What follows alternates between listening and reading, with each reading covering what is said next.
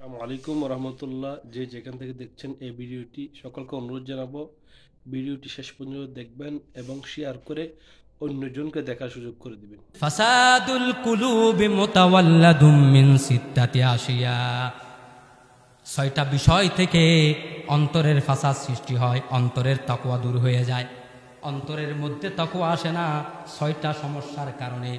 এক নম্বর সমস্যা হলো বান্দা গুনাহ করতে থাকে, ইউজনিবুনা বিরাজাইত তাওবাতি, তওবা করে নিব, তওবার আশায় আশায় বান্দা গুনার মধ্যে লিপ্ত হয়ে যায়। বান্দা যখন গুনার মধ্যে লিপ্ত হয়ে যায়, আমার নবী বলে বান্দার কলবের মধ্যে কালো একটা দাগ পড়ে যায়। যত গুনাহ করে কালোটা বাড়তে থাকে, গুনাহ করতে করতে করতে এক পর্যায়ে বান্দার পুরা কলবটায় কালো হয়ে যায়। আর বান্দা যদি ওই পুরা কলব কালো হয়ে যাওয়ার কারণে হতাশ হয়ে যায়, আমার আল্লাহ বলে দিয়েছেন, কুল ইয়া রাসূলুল্লাহ, আপনি বলুন যে ইবাদিয়াল্লাযীনা আসরাফু আলা আনফুসিহিম লা তাকনাতু মির রাহমাতিল্লাহ। তারপর হতাশ হতে বলবেন না, তাদেরকে বেশারত দেন যে আপনি রহমাতুল লিল আলামিন থাকতে তাদের কোনো ভয় নেই, তাদের কোনো হতাশা নাই। বরং তারা যদি রেপিটেন্স করে, তারা যদি ফিরে আসে আমার দিকে, আমি আল্লাহর দিকে যদি তারা তওবা করে, তওবা মানে ফিরে যাওয়া, আল্লাহর দিকে যদি তারা ফিরে আসে, আমার আল্লাহ ঘোষণা দিচ্ছেন, মান তাবা ওয়া আমানা ওয়া আমিলা আমালান সালিহা উলাইকা ইউবাদদিলুল্লাহু সাইয়্যাতিহিম হাসানাত। আমার আল্লাহ বলছেন, যে ঈমানদার, যে তওবা করবে, তওবা করে ফিরে আসলো, ঈমান করলো, ঈমান আবার আনয়ন করলো, ওয়া আমিলা সালিহান, ভালো কাজ করলো, ওই ভালো কাজ করার কারণে রহমাতুল লিল আলামিনের কারণে ওই বান্দার গুনাহগুলো তো মাফ করে দেয়া হবে, বরং তার গুনাহগুলোকে ইউবাদদিলু সাইয়্যাতিহিম, তার যে গুনাহ ছিল ওই গুনাহগুলোকে বদল করে দিবেন, পরিবর্তন করে দিবেন, ইনভার্স করে দিবেন, উল্টিয়ে দিবেন।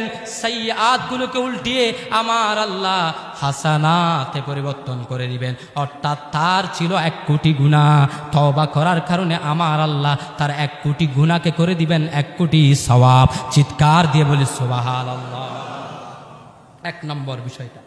2 নম্বর বিষয় হলো অন্তর, ওয়া ইয়াতাআল্লামুনাল ইলমা ওয়ালা ইয়ামালুনা বিহি, ইলম অর্জন করেছে, জুমার মধ্যে এসেছে, জুমার ওয়াজ শুনেছে, ওয়াজ শুনে ইলম অর্জন করেছে, ওয়ালা ইয়ামালুনা বিহি, ওই আমল, ওই ইলম অনুযায়ী আমল করে নাই। বলে যে ওই ইলম অনুযায়ী যদি আমল না করো, কলবটা নষ্ট হয়ে যাবে, কলবের মধ্যে জাঙ্গার চলে আসবে, মরিচিকা চলে আসবে। মরিচিকা আসার কারণে ধীরে ধীরে তোমার ঈমানের স্বাদ নষ্ট হয়ে যাবে।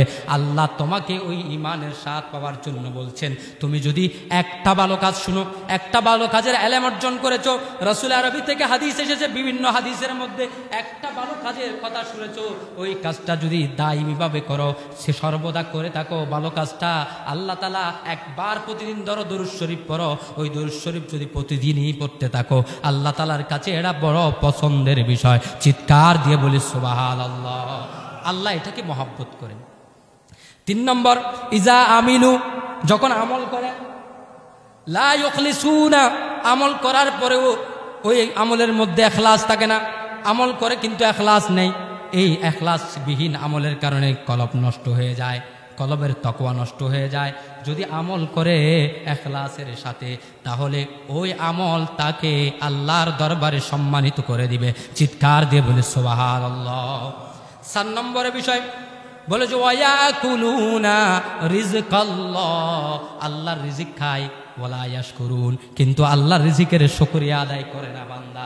ওই বান্দা যখন শুকরিয়া আদায় করে না, কলবের মধ্যে বক্রতা চলে আসে, ফি কুলুবিহিম যায়গ, তার কলবের মধ্যে বক্রতা চলে আসে, তার কলব তখন ধ্বংস হয়ে যায়। বান্দারে রিজিক পাওয়ার সাথে সাথে শুধু রিজিকের নাম, খানাফিনার নাম নাই, রিজিক, এলম এটাও রিজিক, সম্পদ রিজিক, সব কিছু রিজিক। এমনকি ঘরের স্ত্রী আছে, ওই স্ত্রীও আল্লাহ তাআলা বলেছেন ওই স্ত্রীও তোমার জন্য রিজিকের উত্তর। সন্তান সন্ততি এটাও তোমার রিজিক। রিজিক বলতে শুধু টাকা পয়সা বুঝাই না, আল্লাহ তাআলা আমাকে নামাজ পড়ার তৌফিক দিয়েছেন, এটাও রিজিক।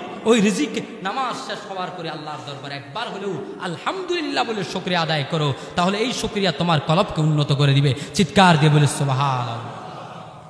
এরপরে বললেন ওয়ালা ইয়ারদাউনা বিকিসমাতিল্লাহ, আল্লাহ যা রিজিক বন্টন করেছেন বান্দা 5 নম্বর বিষয় হলো বান্দা ওই রিজিকের বিষয়টা আল্লাহ যা রিজিক দিয়েছেন, যা কিসমতের মধ্যে মকসুমের মধ্যে ছিল, ওই বান্দা ওইটার উপরে সন্তুষ্ট হয় না। সন্তুষ্ট না হওয়ার কারণে ওই বান্দার আমল, ওই বান্দার কলব আল্লাহর দরবারে আস্তে আস্তে কালো হয়ে যায়।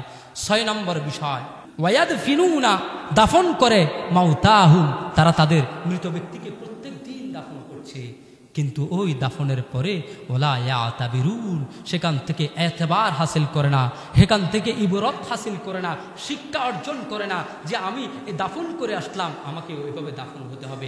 আল্লাহ সুবহানাহু ওয়া তাআলা এই 6টি বিষয় বুঝে আমাদেরকে আমল করার তৌফিক দান করুন, সকলে আমিন।